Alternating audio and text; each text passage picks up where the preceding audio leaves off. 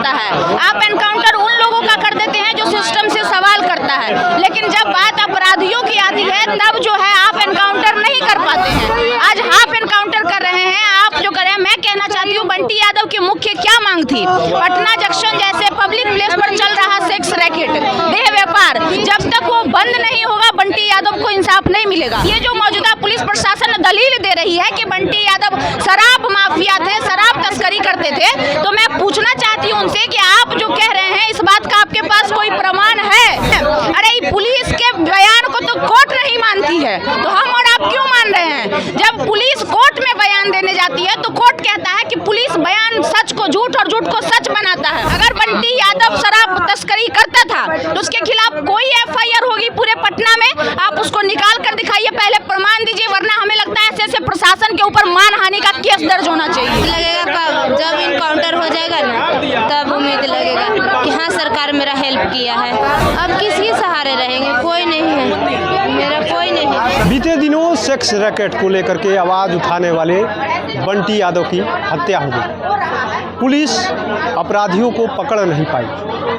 बंटी यादव मौत के मुंह में समा गए। अब उनके परिवार वाले अपने घर के आगे ही बैठे हुए न्याय के लिए। आखिर में न्याय कौन देगा?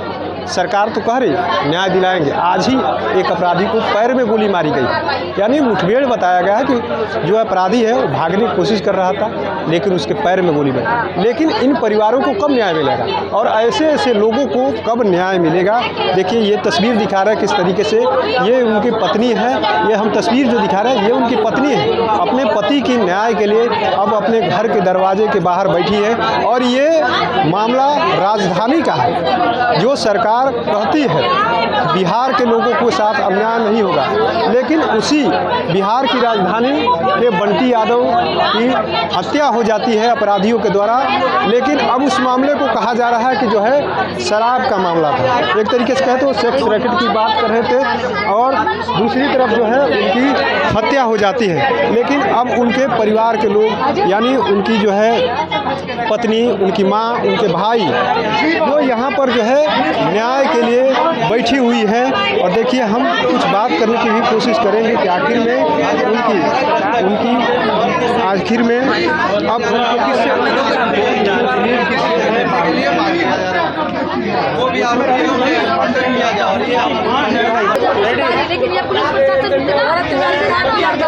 आपको किससे उम्मीद अब लग रहा है?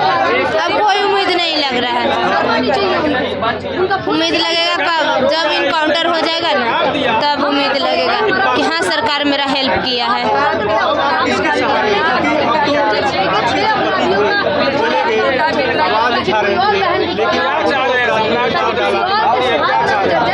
अब किसके सहारे रहेंगे? कोई नहीं है, मेरा कोई नहीं है। सरकार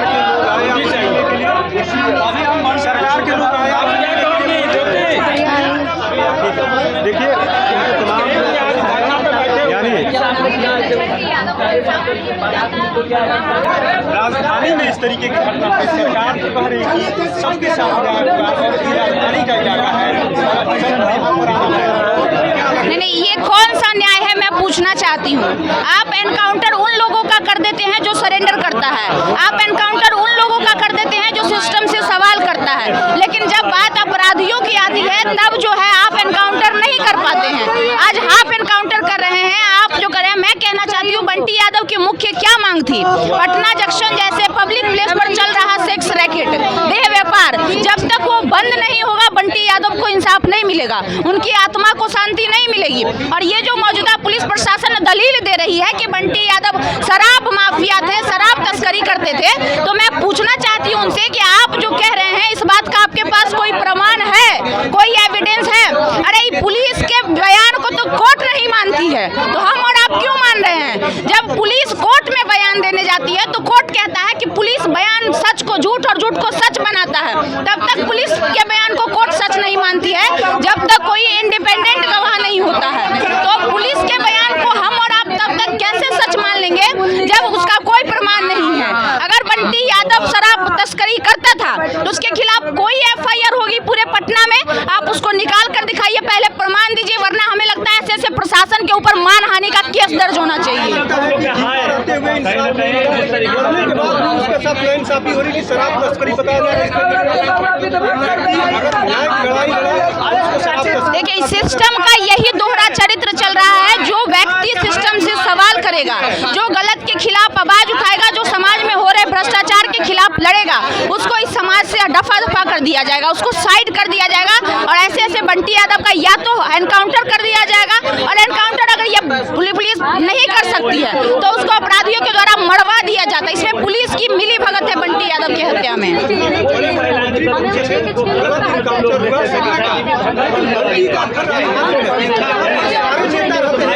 देखिए, असल में क्या है ना कि यादव समाज से आते थे बंटी यादव, नाम के आगे यादव लगा हुआ है। और जब से मुरट्ठा चौधरी जी मुख्यमंत्री बने हैं, उन्होंने एक तरफा एक समाज को टारगेट किया है और उसे विलन बनाने की कोशिश की है।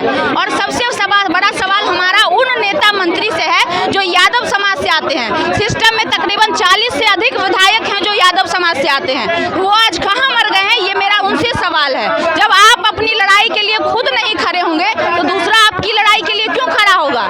जब भरत तिवारी की बात आई थी तो तमाम सत्ता में बैठे तिवारी समाज के नेता आगे आए थे और सत्ता के विरोध में उसका सपोर्ट किए थे। लेकिन जब बात बंटी यादव की आई है तो तमाम नेताओं ने अपनी जमीर गिरवी रख दी है। सत्ताधारी नेताओं ने, उनकी बोली आज नहीं निकलेगी। आज वो बिल्कुल निश्चित तौर पर जब तक बंटी यादव को न्याय नहीं मिल जाता है, ये लड़ाई जारी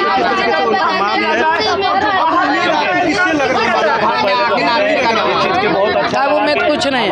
मेरा बच्चा किन्नर लोग में भगवान मानते हैं, पैसा हम लोग देते हैं।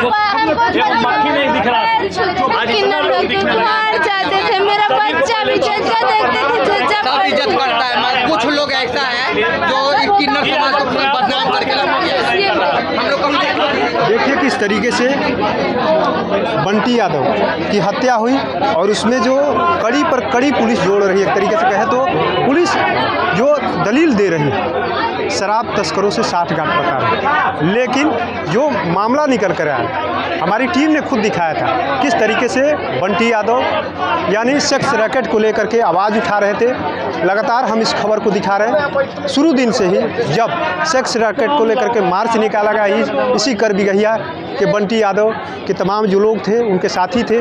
लेकिन जब हत्या हो जाती है तब पुलिस की थ्योरी बदल जाती है। पुलिस कहती है शराब का मामला था, लेकिन सवाल यही है कि अगर मामला था तो क्यों नहीं कार्रवाई पहले हुई और सेक्स रैकेट खुलेआम चल रहा है तो उसमें कितने लोगों को अब तक गिरफ्तार किया गया? क्योंकि जब कोई बड़ी घटना घटती है तो प्रशासन अलर्ट मोड पे आती है। सरकार अलग कहती है कि प्रशासन किसी को बचाती है, नहीं फंसाती है। लेकिन अब ये तस्वीर क्या है? सरकार के ठीक बगल में जहां सरकारी के बड़े बड़े ओहदे पर लोग हैं, अधिकारी का आवास है, मंत्री जी का आवास है, लेकिन सवाल यही है आखिर में ऐसे कितने बेगुनाहों की जान जाएगी? सरकार को भी अब सोचना पड़ेगा। अपने सहयोगी गोलू के साथ कृपा शंकर, NBC 24 पटना।